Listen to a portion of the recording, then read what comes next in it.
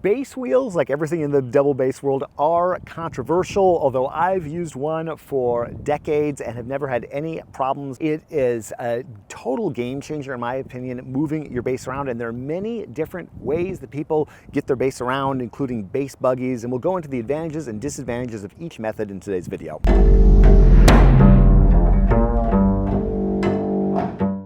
We dig into topics like this and much more in our weekly email newsletter. If you're not subscribed, there's a link in the description below. Bass wheels are awesome because they make it just so much easier to get around. I mean, the bass is bulky, but it's not that heavy. And so just pop that wheel on and you can go for a couple miles with the bass. I actually do. It's sort of ridiculous, but I walk when I sub with the San Francisco Symphony. It's about 2 miles. If I didn't have a bass wheel, forget about it. I would never do it. But with the bass wheel, it's actually not that bad. I went through a series of bass wheels that did not last so long. I found that the ones with one single bracket, no matter which one I tried, within a year or so, that bracket had bent and it was kind of like ripping the wheel material apart. So I bought, maybe 20 years ago, probably 25 years ago, I bought the Gaines bass wheel, and this one may still be on the market. There are many like it that are on the market.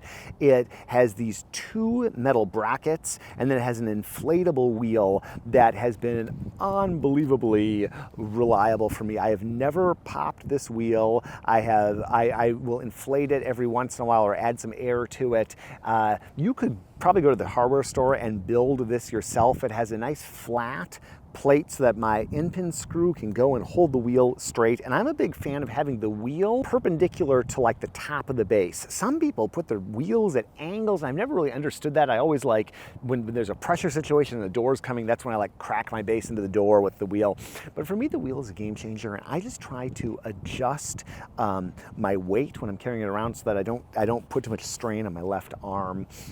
That's just the one thing if you're taking it for a real long distance. Now, there are other kinds of wheels or buggies that you attach to your case, and the bass buggy, I believe, is the product. I'll link up to it. I've only used that when I'm borrowing someone else's bass, and some people swear by it. They worry that a wheel in the end-pin socket will damage things. I have never seen any damage to my bass, and I have really given it a good I've used it pretty hard, that wheel, and on multiple basses and with multiple wheels, but I understand how that could be a concern maybe with the end-pin block. I also feel like there might be a concern with the bass buggy just because the way it sits on the ribs, but I'm certainly no expert in that. But just practically speaking, I find that you're more locked into one position with the bass buggy, and I'm not able to be as agile, and I'm usually wheeling my bass through crowded city streets back in Chicago or here in San Francisco.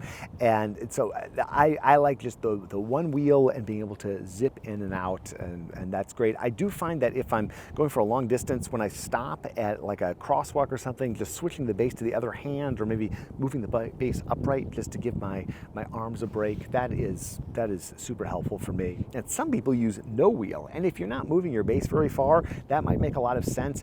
Most bass cases come with a strap. I am always immediately losing that strap, but even when I don't lose the strap and I try to move the bass with the strap, I feel like it's just a different kind of uncomfortable. The beauty to me of the wheels, it really puts the weight of the bass on the wheel, and so all of a sudden it's much less strain on the body. The strap, I find that to be pretty uncomfortable, but I know bass players that'll walk their bass a half a mile or a mile with a strap. If you can do that and keep your body in good working order, more power to you. It just never worked for me. Then the last method I see pretty commonly are backpack straps. I used to use backpack straps when I had a soundwear case, and I never had a problem, except I found that they really beat up my body if I went more than a couple blocks. I also would have a problem where if I walked too upright, my thighs would like slap against the bass, and I'd kind of like be bouncing along like this. So I had to lean forward, which put a lot of strain on my body, and I just found it very uncomfortable. And then doors become very treacherous when you have a bass neck sticking out. And then I guess the final disadvantage, and I do know that some people really really love the backpack straps, but I have heard on a couple occasions of one of them breaking. And my teacher's bass, the beautiful old Italian bass, he had it in a case with backpack straps. One of them broke off. It fell to the ground and cracked. So, you know, any handle could break, anything can happen. It's just, you know, anything can happen. But I got a little freaked out after hearing a couple stories like that. So I'm a big fan of a bass wheel.